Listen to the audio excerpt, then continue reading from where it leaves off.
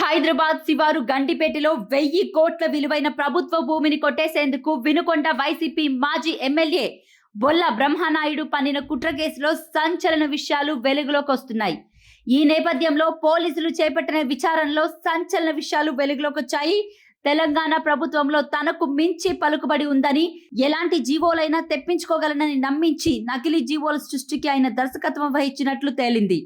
3.5 కోట్లకు ఎకరాలు చొప్పున కొనుగోలు చేసి 60 కోట్లకు విక్రయించేందుకు మాదాపూర్కు చెందిన ఒకరితో చర్చలు జరిపినట్లు దర్యాప్తులో వెల్లడైంది. నిమ్మల రాజేష్, వేణుగోపాల్, సాయి కిరణ్తో కలిసి బ్రహ్మనాయుడు తన నివాసంలోనే భూ కుంభకోణానికి స్కెచ్ వేశారు. ఈ కేసులో ఇప్పటికే అరెస్ట్ అయిన నిందితులు ఇచ్చిన వాంగ్మూలం ఆధారంగా బ్రహ్మనాయుడిని అరెస్ట్ చేసి చంచల్గూడ జైలుకు తరలించారు. ఈ వ్యవహారంపై మరింత లోతుగా విచారించేందుకు వారం రోజుల కస్టడీ ఇవ్వాలని నార్సింగ్ పోలీసులు కోర్టులో పిటిషన్ దాఖలు చేశారు.